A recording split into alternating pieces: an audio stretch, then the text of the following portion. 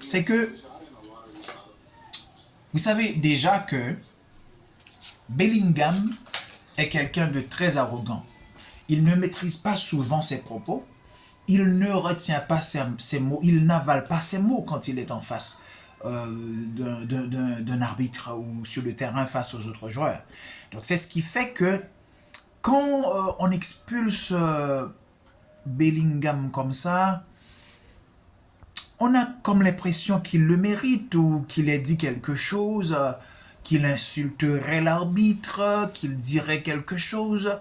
Bon, jusqu'à présent, nous saurons qu'est-ce qu'il a dit exactement, parce qu'il y aura une poursuite, les gars, parce que le Real de Madrid ne va pas en rester là. Il y aura des poursuites, et surtout sur cette action litigieuse, il y aura une suite à cette situation. Mais je dois dire que ces 2 points perdus ou ce point gagné, est-ce que le Real a perdu 2 points ou il a gagné 1 point? Les gars, franchement, quand on regarde la machine barcelonaise, à la façon dont ils jouent, les gars, je peux dire que c'est 2 points de perdu. Je suis désolé. C'est 2 points de perdu pour le Real de Madrid. Et le FC Barcelone, c'est sûr qu'il ne va pas laisser passer cette chance de prendre la tête du championnat. Avec une victoire, les gars, ils prendront la tête du championnat. Avec une victoire, c'est archi sûr qu'il prendra la tête du championnat. À la question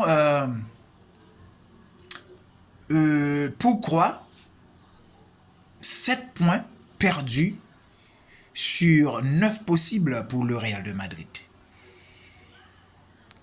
Je sais pas. Je sais pas. Il se peut que ce soit une fatigue. Il se peut aussi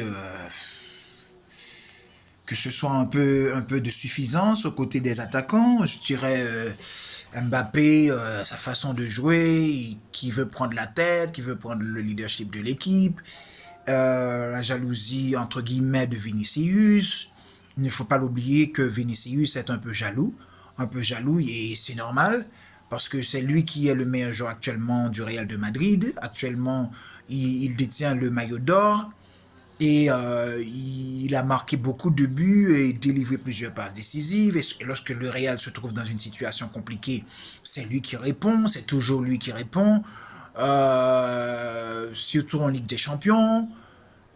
Bon, pour tout vous dire, moi je sais pas. Je sais pas ce qui est en train d'arriver au Real de Madrid, ça je ne sais pas. J'en sais rien. Qu'est-ce qui lui arrive? Mais seulement je sais que c'est à l'avantage. C'est à l'avantage du FC Barcelone. Oui, c'est tout bonus pour le FC Barcelone qui, de son côté, va tout faire pour gagner la Liga.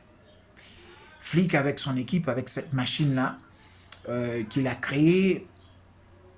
Moi, je peux dire, les gars, est-ce que c'est Liga finie, Liga terminée pour le Real de Madrid après ce nul concédé chez... Je peux dire que c'est presque sûr, les gars. Le Real de Madrid va perdre ce championnat.